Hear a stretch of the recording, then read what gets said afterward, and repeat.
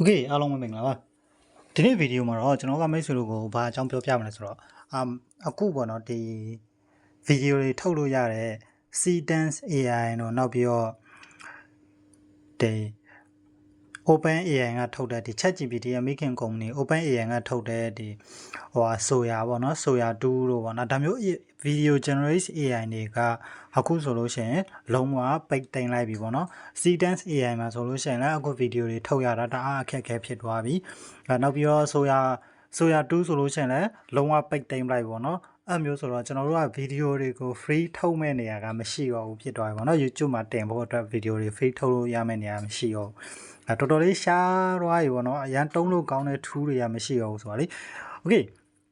ဒါပေမဲ့မိတ်ဆွေတို့ဒီတစ်ခါပြောပြမှာကကျွန်တော်တို့ရဲ့ဒီ YouTube account မှာပဲပေါ့နော်ဒီမှာတော့မိတ်ဆွေတို့ဒီမှာကြည့်လိုက်ကျွန်တော်တို့ရဲ့ဒီ YouTube account မှာပဲကျွန်တော်တို့ရဲ့ဒီလိုပုံမှန် YouTube account တွေပေါ့နော်sorry ကျွန်တော်ဘာလို့ဝင်တော့โอเคပေါ့နော်ကျွန်တော်တို့ရဲ့ဒီလိုပုံမှန် YouTube account လေး email account တစ်ခုရှိတာဆိုရင်ဗျာလူတိုင်းမှာ email account တစ်ခုရှိရဆိုလို့ရှိရင် YouTube account တစ်ခုရှိမယ်ပေါ့နော်အဲ့လို YouTube account တစ်ခုမှာကျွန်တော်တို့ကဗီဒီယိုတွေကိုဖန်တီးပြီးတော့တခါတည်းတင်လို့ရနေပြီဆိုတော့မိတ်ဆွေတို့တည်လားမသိကျွန်တော်ပြမယ်ကျွန်တော် short ကိုတစ်ချက်နှိပ်လိုက်မယ်တကယ်တော့ short ကိုမနှိပ်ဘူးဆို home မှာဆိုလို့ရှိရင်လည်းဒီမှာဒီအပေါင်းပုံစံလေးကိုနှိပ်လိုက်အပေါင်းပုံစံလေးကိုနှိပ်လိုက်တယ်ဆိုလို့ရှိရင်ဒီမှာဗီဒီယိုရှိမယ်ပေါ့နော်ဒါပေမဲ့ကျွန်တော်တို့ကဗီဒီယိုကိုဗီဒီယိုဖန်တီးပြီးသားမရှိဘူးပဲဆိုပါတော့ဗျာအဲဒါဆိုကျွန်တော်တို့က short တင်မယ်ပေါ့short ဆိုလို့ရှိရင်ဒါလေးကိုနှိပ်လိုက်ပြီးတော့ရင်ကျွန်တော်တို့ကဘာလုပ်ရမလဲဆိုတော့ဒီဘက်ကပုံနေရှိရဲ့နေရာလေးကိုနှိပ်လိုက်ပေါ့နော်အဲဆိုလို့ရှိရင်ဒီမှာဒါကတော့ကျွန်တော်ကြောင်လေးပေါ့နော်ကျွန်တော်ရေချိုးထားပြီးဒီမှာကြည့်လိုက် create video ဆိုတာရှိရဲ့ကျွန်တော်တို့ create video လေးကိုနှိပ်လိုက်ပါ create video ဆိုတော့နှိပ်လိုက်တယ်ဆိုလို့ရှိရင်ဒီမှာတော့ခုနကokay ကျွန်တော် continue ကိုနှိပ်လိုက်မယ်ပြီးရင်ဒီမှာမိတ်ဆွေမှာဗီဒီယိုမရှိသေးဘူးဆိုတော့เนาะပုံကိုဗီဒီယိုပြောင်းချင်တာလားပုံကိုဗီဒီယိုပြောင်းချင်တာဆိုရင်ဒီကပေါင်းပုံစံလေးကိုနှိပ်မိတ်ဆွေလိုချင်တဲ့ပုံတစ်ပုံကိုဒီမှာရွေးလိုက်လို့ရပြီပေါ့နော်အခုကတော့ကျွန်တော်ပုံကိုဗီဒီယိုပြောင်းမှမဟုတ်သေးပဲနဲ့ဒီမှာမိတ်ဆွေကတကယ်လို့ပေါ့နော်ပုံမရှိဘူးတခါတည်းဗီဒီယိုလုပ်ချင်တယ်ဆိုရင်ဒီမှာတခါတည်းခိုင်းလို့ရတယ်ဒါတူနမူနာလေးပြထားတာပေါ့နော်ဒါတူနမူနာပြထားပြီးတာကျွန်တော်တို့တစ်ခုလောက်စမ်းကြည့်လိုက်မယ်ဆိုရင်ဒီမှာသူ့ရဲ့ prompt ပေါ့နော် prompt ကဒီလိုပုံစံလေးရေးလိုက်ပြီးဆိုတာနဲ့သူကဗီဒီယိုတစ်ပုတ်ထွက်လာပြီမယ်တကယ်လို့မိတ်ဆွေတို့ပြောင်းချင်တယ်ဆိုရင်လည်းပြောင်းလို့ရတယ်ပေါ့နော်ဒီမှာကိုယ်စိတ်ကြိုက် prompt ရေးလို့ရတယ်ကျွန်တော်ကတော့အဲ့လိုမရေးတော့ဘဲနဲ့ကျွန်တော်ရဲ့ပုံကိုပဲဗီဒီယိုပြောင်းခိုင်းမယ်ပေါ့နော်အဲ့တော့ခုနကပုံလေးယူမယ်ဒီပုံလေးကိုဗီဒီယိုပြောင်းခိုင်းမယ်ဒီပုံကိုဗီဒီယိုပြောင်းခိုင်းမယ်အဲ့တော့ကျွန်တော်ရိုးရိုးရှင်းရှင်းပဲပြောမယ်ကျွန်တော်ဒီတိုင်းပဲပြောရပါတော့ဒါဆိုလို့ရှိရင်ကျွန်တော်တို့ send cloud ကလေးကိုနှိပ်လိုက်တယ်နှိပ်လိုက်ပြီဆိုကျွန်တော်ခဏလောက်စောင့်ရမယ်ဗျဒီကောင်100ပြည့်တော့အောင်စောင့်ရမယ်โอเคပေါ့နော်ဒီအခုဆို100ပြည့်တော့မယ်သူကတအားမြန်တယ်နော်ဒီမှာကြည့်မဲဆိုတော့မြင်တဲ့အတိုင်းပဲเนาะသူဗီဒီယိုတစ်ခါတည်းထုတ်ပေးရเนาะဒါကိုတကယ်လို့မိတ်ဆွေရဲ့ set ထဲမှာတင်ချင်တယ်ဆိုရင် download ကိုနှိပ်လိုက် download ဆိုလို့ရှိရင်ဒီမှာ video save to camera roll လို့ပြောတယ်ဒါဆို video က save သွားပြီပေါ့နော် okay ကျွန်တော်တို့ကတခါတည်းပဲ YouTube မှာတင်မယ်ဆိုရင် next ကိုနှိပ်လိုက်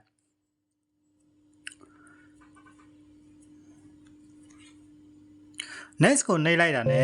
ဒီမှာတခါတည်း video ကပြီးသွားပြီဒါတွေမဲလားဆိုတော့ဒါတွေမဲမဟုတ်သေးဘူးမိတ်ဆွေတို့ကိုနောက်ထပ်ထူးဆန်းတာတစ်ချက်ပြပေးဦးမယ်အဲ့ဒါဘာလဲဆိုတော့ကျွန်တော်တို့ဒီ YouTube မှာပဲmusic ကိုဖန်တီးလို့ရတယ်ဗျကျွန်တော်ပြမယ်အဲ့ဒါကိုဒီမှာကြည့်လိုက်ဒီမှာနော်ကျွန်တော်ဘာကိုနှိပ်လိုက်ခုနကပုံတစ်ပုံကိုကျွန်တော်ဗီဒီယိုဖန်တီးလိုက်တယ်ခုနပုံကိုကျွန်တော်ဗီဒီယိုဖန်တီးလိုက်တယ်ဖန်တီးပြီးတော့အခါကြလို့ရှိရင်အဲ့ဒီဗီဒီယိုမှာပဲကျွန်တော်တချင်းအတစ်တစ်ပုတ်ကိုဖန်တီးပြီးတော့ထပ်ထည့်မယ်အဲ့တော့ကျွန်တော် add sound ဆိုတာလေးကိုနှိပ်လိုက် add sound ဆိုတာလေးကိုနှိပ်လိုက်ရင်ဒီမှာ create music ဆိုတာလေးရှိ create music ကိုနှိပ်လိုက်တယ်ဆိုလို့ရှိရင်ဒီမှာဒါကတချင်းစာသားလိုချင်တယ်ဆိုရင်ထည့်လို့ရတယ်ဖွင့်ထားမလိုချင်ဘူးဆိုရင်ပိတ်ထားဒီမှာဆိုလို့ရှိရင်ကိုကြိုက်တဲ့တချင်းစာသားကိုထည့်လို့ရတယ်ဒါကတူနမူနာပြပေးရပါတော့ကျွန်တော်ကသူကဘာအကြောင်းအရာကိုတချင်းရေးမှလဲဆိုတော့ကိုသူကပြောတာပါနော်အဲကျွန်တော်ကြိုက်တဲ့ဟာလေးတစ်ခုခုရွေးလိုက်မယ်ကျွန်တော်ရဲ့ပုံက office ထဲမှာအလုပ်လုပ်နေတဲ့ပုံဖြစ်တာတောင်းမလို့ကျွန်တော်ဒီဟာလေးရွေးလိုက်မယ်ပေါ့နော်ရော့ဒီကောင်လေးတစ်ခုဒီမှာဒါဆိုကျွန်တော်ရွေးလိုက်ပြီပေါ့နော်ဒီမှာနော်ရွေးလိုက်ပြီနှစ်ခုဖြစ်သွားလားမသိကျွန်တော်ပြန်ဖြတ်လိုက်မယ်ဗျ ပြန်ဖြတ်လိုက်ပြီးတော့ရွေးလိုက်ပြီပေါ့နော်တစ်ခုရွေးလိုက်ပြီအဲ့ပြီးရတဲ့ကကြလို့ရှိရင်ဒီမှာဆိုလို့ရှိရင်မိတ်ဆွေတချင်းစတိုင်ကဘယ်လိုပုံစံမျိုးလိုချင်တာလဲဆိုတာကိုဒီမှာလာရွေးပေးလို့ရတယ်ပေါ့နော်โอเคအဲ့တော့ကျွန်တော်ကdance electric မကောင်းဘူးပေါ့နော်โอเคထားပါတော့အဲ့လည်းမကြိုက် R&B hip hop နဲ့ R&B ပေါင်းထားတဲ့ပုံစံလေးဖန်တီးမယ်နောက်ပြီးလို့ရှိရင် move ကကြတော့မိတ်ဆွေချစ်စရာကောင်းတဲ့ပုံစံလားဘာလားညာလားပေါ့နော်ဒီမှာဒါကတော့ကိုပါတာကိုလေးရွေးလိုက်ပါတော့ကျွန်တော်ကsmooth ကိုရွေးမယ်ဗျအပြည့်ရပြီကျွန်တော်တို့တချင်းပန်တီးလို့ရပြီဒီနေရာမှာမိတ်ဆွေစိတ်ကြိုက်တချင်းကိုတချင်းစာသားတွေအများကြီးကောက်ထည့်လိုက်လို့ရရနော်ကျွန်တော်ကဒါလေးတည်းထားလိုက်တော့မယ်ဗျမိတ်ဆွေတို့နမူနာဖန်တီးပြဆိုအပြည့်ကျွန်တော်တို့ create ကိုနှိပ်လိုက်မယ်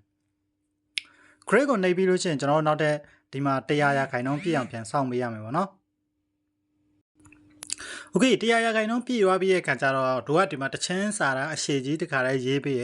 ဒါကိုတချင်းနှစ်ပုတ်ထုတ်ပေးရပေါ့နော်ဒီမှာမိတ်ဆွေကြိုက်တဲ့တချင်းကိုကြိုက်တဲ့တန်စင်တစ်ခုခုနားထောင်ကြည့်လိုက် Fluorescent glow on the window pane. Workday slows to a gentle pace again. Got that fluorescent glow on the window pane. Workday slows. ဒါကတော့အောက်ကတပုံနဲ့အပေါ်ကတပုံပေါ့နော်သူ့ရဲ့ flow ကတော့နည်းနည်းလေးကွဲတာရှိ